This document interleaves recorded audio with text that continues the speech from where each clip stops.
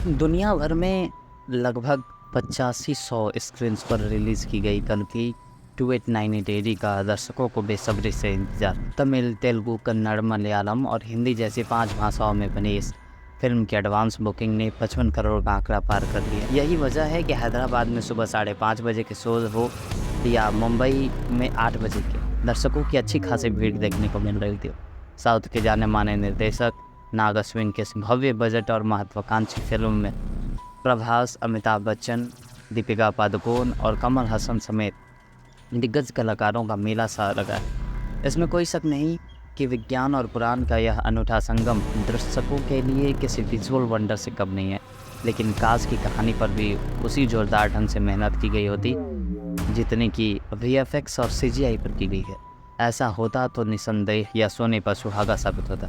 नमस्कार बंधुओं, मैं हूं लक्ष्मण और आपका स्वागत है रियल फिल्म स्टोरी के इस नए वीडियो में। कहानी भगवान विष्णु के आधुनिक अवतार के इर्द गिर्द घूमती है, जो संसार को बुराइयों से बचाने के लिए अवतरित होने वाले हैं। घटनाक्रम महाभारत के युद्ध के बाद से शुरू होता है, जहां भगवान कृष्ण ने द्रोणाचार्य के पुत्र अश्वत्थामा को अमृतत्व का श्राप दिया। इस पौराणिक बीज को लेकर कहानी कल्पना की दुनिया तक पहुंचती है। भगवान विष्णु के 10वें अवतार को लेकर कथा प्रचलित है, जिसमें भविष्यवाणी की गई है कि वह अवतार सफ़ेद घोड़े पर सवार होकर आएगा और कलयुग के अंत का संकेत देगा। इस प्रीमाइसेस को आगे बढ़ाते हुए कहानी काशी के एक ऐसे शहर में ट्रैवल करती है जहां पर निर्दयी और दुष्ट कमांडर यानी शाश्वत चटर्जी कॉम्प्लेक्स का बेताज बादशाह है। वह इस मायावी कॉम्प्लेक्स के स्वामी सुप्रीम कमल हसन के लिए काम करता है। कॉम्प्लेक्स आधुनिक और नैसर्गिक तकनीक और ऐशो आराम से सजा एक ऐसा पावर हाउस है जहां सांभला के विद्रोहियों और गरीबों की एंट्री वर्जित है। कॉम्प्लेक्स का सुप्रीम अपनी अराजक दैवीय शक्तियों को बढ़ाने के लिए ऐसी महिलाओं पर प्रयोग करवा रहा है जो मां बनने के लिए उर्वरक हो। इस एक्सपेरिमेंट में गर्भवती महिलाओं को मारकर उनके गर्भ में उस एक्ट्रेस की खोज जारी जो सुप्रीम को बलशाली बना सके। मर्द यहाँ पर गुलामी करते हैं। दूसरी तरफ संभाला के लोगों को उम्मीद है कि एक दिन उनकी दुनिया में एक ऐसी माँ का आगमन होगा जिसकी होने वाली संतान अवतार के रूप में उनके तमाम दुखों और परेशानियों का अंत करके उनके लिए नवजीवन का नया प्रकाश। इसी बीच कॉम्प्लेक्स में सुमति यानी दीपिका पादुकोण चमत्कारिक ढंग से 5 महीने तक अपने गर्भ को छिपा कर रख पाती। असल में सुमति के गर्भ में बहुप्रतीक्षित अवतार पल रहा है।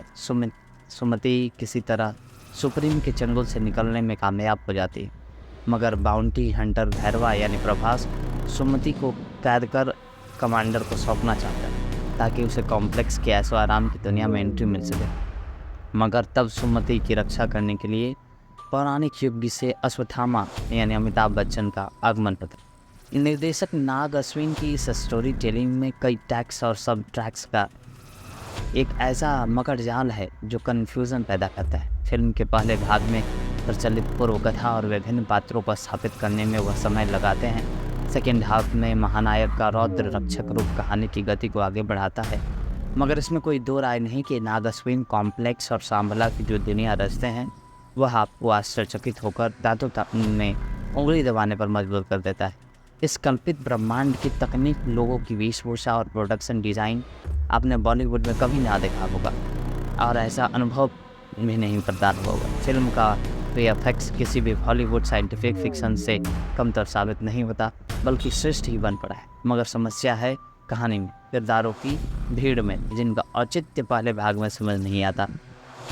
अश्वत्थामा और भैरवा के हाई ऑक्टेन एक्शन सीक्वेंस हों या फिर कॉम्प्लेक्स और सांभला की सेनाओं के बीच की भिड़ंत, सब कुछ चमत्कारिक है। रॉक्सी के रूप में दिशा पटानी को भैरवा की लव इंटरेस्ट के रूप में दर्शाया गया, मगर आगे उनके चरित्र का कोई विकास नहीं होता। इतनी भव्य फिल्म के संगीत को और मधुर बनाया जा सकता था। सिनेमेटोग्राफर जॉर्डज स्टोलिज़िकोविच ने प्रशंसनीय काम किया, हालांकि कई सवाल के जवाब नहीं मिल पाते, शायद इसलिए भी कि निर्देशक इसके सीक्वल का इशारा करते हैं।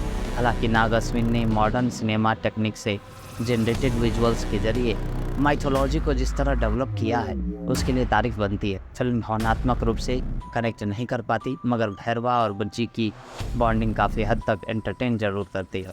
अभिनय और गेटअप की बात की जाए तो महानायक अमिताभ बच्चन एक बार फिर साबित करते हैं कि उन्हें इंडस्ट्री का बिग बी क्यों कहा जाता है। उन्होंने अश्वत्थामा की भूमिका में प्राण फूंक दी है।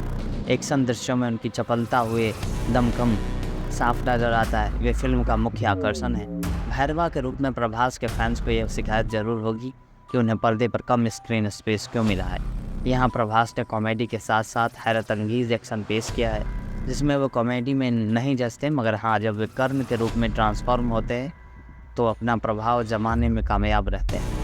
सुमति के रूप में दीपिका पादुकोण ने संयमित अभिनय किया। रॉक्सी के रूप में दिशा पटानी के किरदार को गायब कर दिया गया है।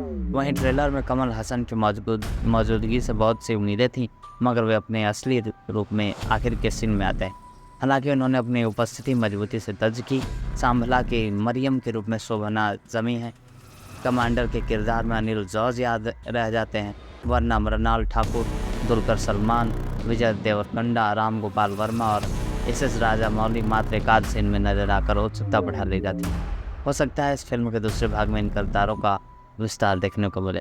विजुअल ट्रीट और अमिताभ बच्चन के अभिनय के लिए आप ये फिल्म देख सकते हैं। खैर, मूवी देखिए और कमेंट में लिखिए। मिलते हैं अगले वीडियो में, तब तक के लिए धन्यवाद।